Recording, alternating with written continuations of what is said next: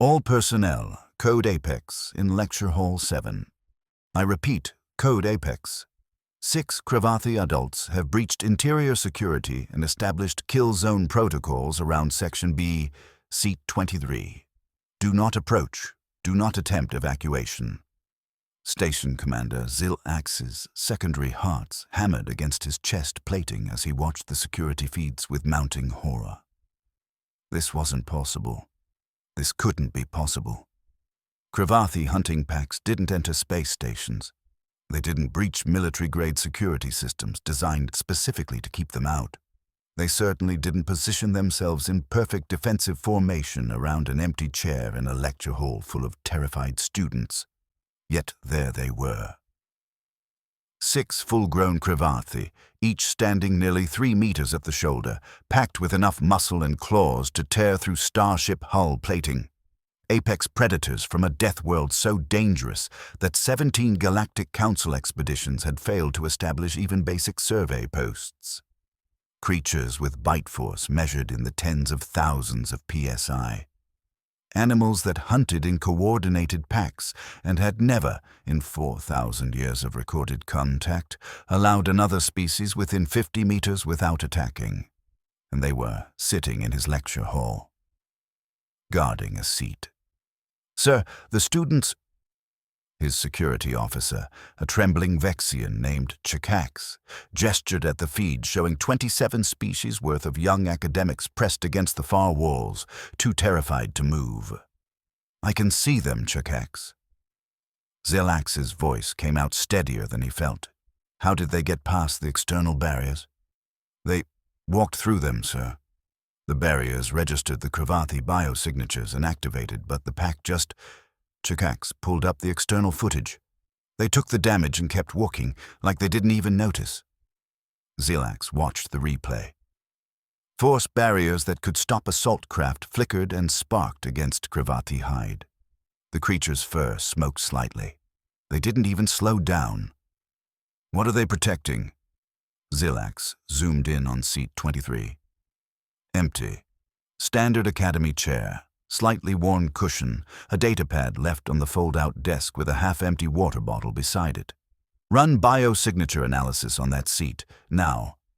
Chikax's claws flew across the console.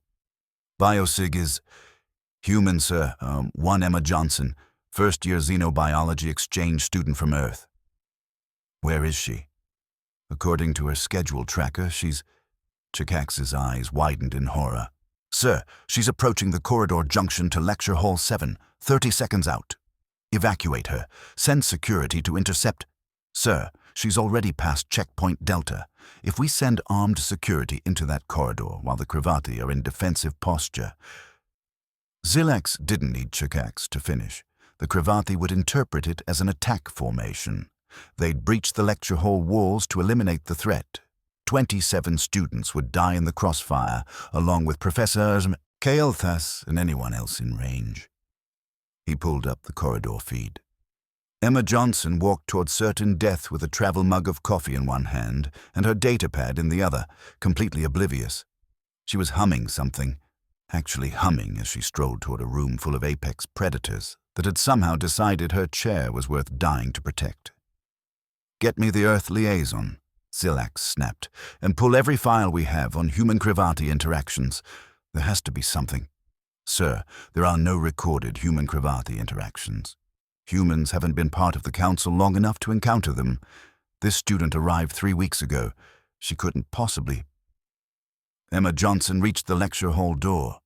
She checked her datapad, took a sip of coffee, and reached for the door control. "Someone stop her!" Zilax was already moving, but his office was 3 levels away. "Override the door. Lock it down." "Sir, if we lock it, she'll probably knock and the sound—" The door slid open. Emma Johnson stepped into Lecture Hall 7, took one look at the frozen students and the 6 Cravathi, arranged in defensive formation around her empty seat, and said, "Oh, sorry I'm late, Professor. Traffic was murder." Every security officer in the command center stopped breathing. The lead Cravathi's head swung toward the human. Its lips pulled back, revealing teeth the size of combat knives. and it chittered. The Cravathi pack didn't attack. They moved aside. 6 apex predators, arranged in what every military tactical manual classified as an aggressive defensive formation, simply parted. Created a pathway directly to Seat 23, Section B, like an honor guard. What in the name of... Xilax couldn't finish the sentence. His brain refused to process what his eyes were showing him. Emma Johnson walked between predators that could bisect her with a casual swipe. She walked casually, still holding her coffee, stepping over a Cravathi tail that was thicker than her torso. I know, she said, addressing Professor Kael'thas, who stood frozen at his podium, all 4 of his eye stalks extended in pure shock. My alarm didn't go off, and then the cafeteria was out of the good creamer, and she reached her seat, noticed her backpack had been moved. Oh, thanks. Thanks. She thanked them. One of the adult Cravathi, the largest, with silver-streaked fur along its spine, had nudged her backpack with its snout, the same snout that could crush Durasteel containers. It had carefully positioned her bag so she could reach it easily. Emma sat down like nothing was wrong, like she wasn't surrounded by creatures that entire platoons of galactic peacekeepers wouldn't engage without heavy artillery support. She pulled out her tablet. Stylus settled into her seat with the comfortable movements of someone who'd done this 1,000 times. Then she looked up and seemed to actually notice the Cravathi for the first time. Oh, hey, you guys came back. Her face lit up with genuine delight. I was hoping I'd see you again. In the security center, Chikax made a noise like a deflating bladder. She's happy they're here. They came back, Xilax echoed. What does she mean they came back? On screen, something moved behind the wall of adult Cravathi. Something smaller, about the size of a large canine, with oversized paws and ears that hadn't quite grown into its skull yet. The cub emerged from between 2 adults, its chittering escalating into excited chirps. The sound was playful. Cravathi cubs weren't supposed to sound playful. They were supposed to sound like infant nightmares, practicing their future kills. This one bounded toward Emma like she was its favorite person in the entire galaxy. There's my guy. Emma reached into her bag, every security officer watching tensed, and pulled out a sandwich wrapped in biodegradable packaging. Told you I'd save you some lunch, buddy. She unwrapped the sandwich. The scent of whatever Earth food she'd brought hit the air. The cub's chittering reached a fever pitch. Emma broke off a piece and held it out. The cub took it from her hand with a gentleness that should have been impossible for a creature with teeth already sharp enough to pierce metal. It settled at her feet, munching happily, while Emma scratched behind its ears like it was a domesticated pet. Good boy, she cooed. Who's a good boy? You are. The 6 adult Cravathi watched this interaction with what could only be described as approval. Pride. Their defensive posture had softened. They'd settled onto their haunches, arranged in a loose circle around Emma's seat, creating a perimeter, protecting her. Sir, Chikax's voice cracked. Sir, they're not guarding the seat. They're guarding her. Professor Kael'thas finally found his voice. Miss Johnson. Yes, Professor? Emma looked up, still scratching the cub's head. The cub had rolled onto its back, displaying its vulnerable belly, a position Cravathi only assumed when completely, utterly safe. What? Kael'thas gestured helplessly at the scene. What is happening? Oh. Emma glanced around at her fellow students who were still pressed against the walls like they'd been flash-frozen. Sorry, are they bothering you guys? They're really friendly, I promise. This little one was super hungry yesterday, and we shared lunch, and I guess they wanted to hang out again. She said it like a question, like she wasn't entirely sure why everyone looked so terrified. Is this not allowed? I didn't see anything in the student handbook about visiting hours. The lead Cravathi, the silver-streaked one, made a low rumbling sound that resonated through the floor plating. It wasn't a growl. It was something else entirely. It sounded almost protective. Zilax pulled up the xenobiology database with shaking hands, searching for any explanation, any precedent, any possible reason why apex predators from a death world were treating a human college student like pack family. The search returned 0 results. "Get me Dr. Vexia," he said quietly. "And pull every second of security footage from yesterday. All of it. There has to be an explanation." On screen, Emma returned to her note-taking, occasionally feeding the cub pieces of her sandwich, while Professor Kael'thas attempted to restart his lecture with 6 Krivati auditing his class. Dr. Vexia arrived in the security center 17 minutes later, her crystalline features reflecting the glow of multiple monitors. She was the station's leading xenobiologist, specializing in Death World species behavior. She took one look at the live feed, and her bioluminescent patterns flickered through colors that indicated severe confusion. "Show me everything," she said simply. Zilax had already queued up yesterday's footage. "Garden area, northwest quadrant, 13:47 station time." The screen shifted to an exterior camera overlooking one of the Academy's biodomes, a peaceful green space where students went to decompress between classes. Emma Johnson sat alone on a bench, eating something from a container, her datapad propped against her knee. She looked lonely. Zilax hadn't noticed that before. The human had been on station for 3 weeks, and he'd never seen her with other students. Always alone. "There," Chikax pointed. "Timestamp 13:52. Something moved at the edge of the frame. Small, stumbling, its fur matted and dull. The Krivati cub collapsed near the tree line, barely visible in the underbrush. "Oh gods," Vexia breathed. "That cub is dying. Look at the rib definition, the dehydration markers. It's been separated from its pack for days, maybe a week." They watched as the cub made a sound. Weak, pitiful. A distress call. Every xenobiologist in the galaxy knew what came next. Krivati cubs, when threatened or dying, emitted distress calls that summoned their pack from up to 50 kilometers away. The adults would arrive in a frenzy, attacking anything perceived as a threat. Standard protocol: evacuate immediately. Get everyone out. Let the pack retrieve their young or mourn their loss, but never interfere. Emma Johnson looked up from her lunch. "No," Zilax whispered. "No. Don't." Emma stood up and walked directly toward the dying predator cub. "She doesn't know," Vexia said, her voice hollow. "Humans are new to the Council. She has no idea what she's approaching." The cub saw Emma coming. It should have intensified its distress calls, should have warned the approaching threat away. Instead, it just watched her with dimming eyes, too weak to do more than breathe. Emma knelt down beside it. "Hey, little guy," her voice came through clearly on the audio pickup. "You look hungry." She reached for the cub. Vexia flinched. Chikax looked away. Zilax forced himself to keep watching. Emma's hand touched the cub's head. Gently, carefully. The cub didn't bite, didn't snap, just leaned into the touch. "Oh, you poor thing."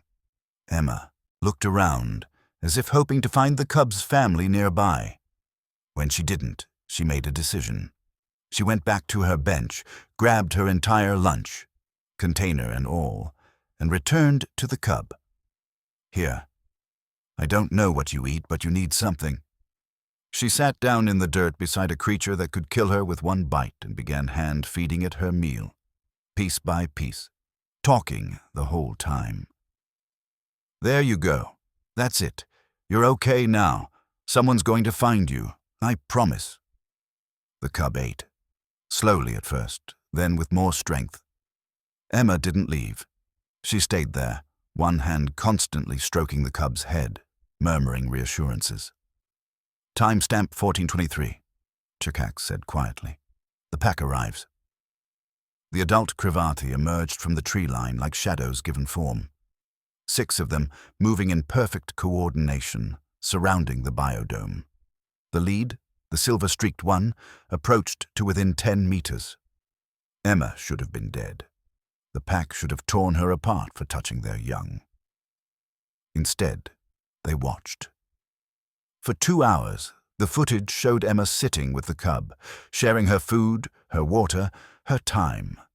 The pack maintained their perimeter, observing. When the cub was strong enough to stand, it didn't return to its pack. It stayed pressed against Emma's side. Vexia's bioluminescence had gone completely still. "By the old stars," she whispered. She performed Kreshetal. "The what?" Zilax demanded. "Kreshetal, the sacrifice of precedence." Vexia's voice shook. In Krivathi culture, protecting another's young above your own survival is the highest possible honor. It's their most sacred bonding ritual. When a Krivathi witnesses someone risk everything to save their offspring, that person becomes family. Not friend, not ally, family. But she didn't know. "It doesn't matter." Vexia pointed at the screen, where Emma was now laughing as the cub tried to climb into her lap. "Look at her. She gave that cub everything she had, her food, her water, her protection. She sat beside a dying predator for 2 hours, making herself vulnerable to the pack, never knowing if they would kill her for touching their young. In Krivathi terms, she chose the cub's life over her own." Zilax felt something cold settle in his chest. "So when she came back today..." "The pack came to honor their debt. They're not guarding her seat, Commander. They're guarding their family member." Vexia looked at the live feed where Emma was still taking notes while the cub dozed at her feet. "That human accidentally became part of a Krivathi hunting pack, and they will die before they let anything happen to her." Dr. Vexia entered Lecture Hall 7 with Commander Zilax close behind. The students pressed against the walls, collectively held their breath as the station's chief xenobiologist approached the circle of apex predators. The Krivathi watched her, but didn't move to intercept. They recognized no threat. Emma looked up from her notes, smiled. "Oh, hey, Doctor. Vexia, are you here for the lecture too? Professor Kelthas is covering symbiotic relationships today. Kind of ironic timing, actually."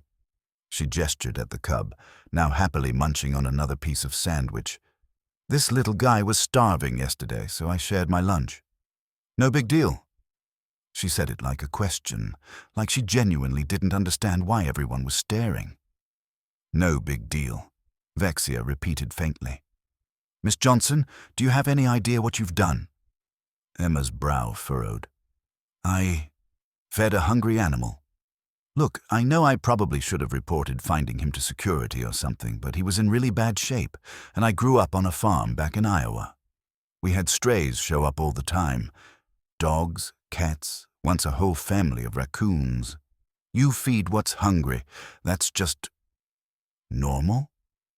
"Normal," Zilax said. "You think it's normal to hand-feed a Krivathi cub?" "Well, yeah." Emma broke off another piece of sandwich.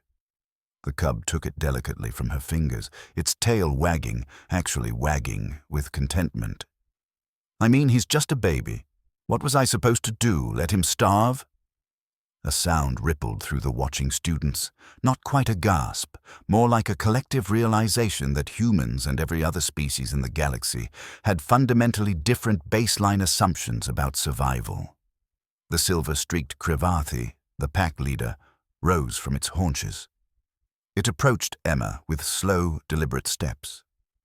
Every security protocol Zilax had ever learned screamed at him to intervene, to pull the human away, to do something. Vexia caught his arm. "Don't. Watch." The pack leader stopped directly in front of Emma. It lowered its massive head, bowing until its snout nearly touched the ground. Then it raised its head and released a vocalization that Zilax had never heard in 4 decades of xenobiological study. A deep, resonant call that made the floor vibrate. The other 5 Krivathi responded in harmony. Emma's eyes widened. Whoa, That was beautiful. What does it mean? It means, Vexia said carefully, that you've been granted family protection status by a Cravathi hunting pack. Miss Johnson, this hasn't happened with an off-worlder in over 600 years. Oh, Emma processed this. So, they're like my guard dogs now. No. The word came from Zilax, Vexia, and Professor Kael'thas simultaneously. They're not pets, Vexia continued, her bioluminescence flickering with emphasis. They're apex predators from one of the most dangerous death worlds in known space. Each one is a perfect killing machine with bite force that exceeds military-grade hydraulics. They've chosen to honor bond with you through Kreshatal, the sacrifice of precedence. You protected their young at potential cost to your own life. In their culture, that makes you family. Pack. They will defend you to their last breath. Emma looked at the 6 Cravathi arranged protectively around her seat. The cub had climbed partially into her lap, purring, a sound that shouldn't have been possible from a Cravathi throat. Right, Emma said slowly. But they're basically good boys, though, yeah? She reached out and scratched the pack leader behind its ear. The apex predator, the terror of a dozen star systems, the creature that had once single-handedly destroyed a survey team's fortified base, leaned into the scratch, its eyes half-closed in contentment. Good boys, it rumbled, approximating human words with a voice like grinding stone. Every student in the lecture hall made a noise of pure disbelief. Emma beamed. See? Good boys. Best boys. She addressed the pack seriously. You guys are welcome to stay for class if you want. It's pretty interesting stuff. Professor Kael'thas is really good at explaining the complex concepts. The Cravathi settled onto the floor around her seat, arranging themselves in a relaxed perimeter. The cub curled up properly in her lap, already half asleep from the combination of food and safety. Professor Kael'thas cleared his throat. All 4 eye stalks swiveled toward his teaching materials, then toward the Cravathi, then back to his materials. Well, I suppose, should I count them toward today's attendance numbers? Please do, Emma said cheerfully, pulling out her stylus. They're here to learn, too. Aren't you guys? The pack leader's tail thumped against the floor once. Twice. Zilax turned to Vexia. We need new protocols. We need an entirely new understanding of what humans consider normal, Vexia corrected. Commander, she adopted a pack of apex predators like they were stray puppies. Because on Earth, that's apparently routine. On screen, in every security feed, in the lecture hall itself, Emma Johnson returned to taking notes while absently petting a Cravathi cub and surrounded by 6 of the galaxy's most feared predators, who were, evidently, very good boys. Professor Kael'thas adapted faster than Zilax expected. Within 15 minutes, he was lecturing normally, occasionally gesturing toward the Cravathi as examples of pack-bonded predator species with complex social hierarchies. Emma took notes diligently, her stylus moving across her tablet. Every few minutes, she'd absently reach down to scratch the cub's ears or slip it a piece of the protein bar she'd pulled from her bag. The cub accepted these offerings with gentle teeth and contented rumbles. Around the room, other students began to relax. Tentatively at first, a Vexian straightening from their defensive crouch, a Thurian uncurling their sensory tendrils. When the Cravathi showed zero aggression, didn't even look at them, the tension slowly bled from the lecture hall. By the end of class, a brave Centauran student had actually moved closer to take a picture. All right, that concludes today's session, Professor Kael'thas announced, reading assignment posted to your datapads. Miss Johnson, perhaps next time warn me if you're bringing guests. Sure thing, Professor. Emma packed up her materials, slinging her bag over her shoulder. She looked down at the pack. Same time tomorrow, guys. The pack leader rose smoothly. The others followed suit. They followed her out of the lecture hall. Security log. Entry 7743. Zilax dictated into his comm as he watched the feeds. New regulation effective immediately. Human student Emma Johnson is now permanently accompanied by Cravathi Honor Guard. All personnel are advised. Do not attempt to separate them. Do not restrict their access to any area the student is authorized to enter. Treat the pack as registered emotional support animals. Chikax looked at him. Sir, they're apex predators. I'm aware, Chikax. I'm very aware. The cafeteria feed showed Emma settling at a corner table, the pack arranging themselves in their now familiar protective circle. She'd gotten a tray of food, including, notably, extra portions. She pushed a plate of what looked like fried tubers toward the cub. Want some fries, buddy? Two other students, a Thorian and a Vexian, approached nervously. Emma waved them over, completely at ease. They don't bite, she assured them. Well, they could, but they won't. Honestly, they're way better behaved than my roommate's cat back on Earth. Whiskers would knock stuff off tables just to be a jerk. These guys are perfect gentlemen. The pack leader's tail swished, the Cravathi equivalent of a pleased expression. Zilax zoomed in on the scene, watching as Emma laughed and chatted with her classmates, while hand-feeding a creature that could swallow her whole. Humans just adopt apex predators? Like it's nothing? Chikax pulled up Earth's data files, scrolling through entries. Sir, according to their records, humans have domesticated over 400 species on their homeworld, including multiple apex predators. They call them pets. Of course they do. On screen, Emma held the cub's face in both hands, her voice carrying over the audio. Who's a good murder machine? You are. Yes, you are. The cub chittered happily. The pack leader rested its massive head on the table beside Emma's tray, watching her with unmistakable devotion. Zilax closed the feed and updated his report. Human integration proceeding, unexpectedly.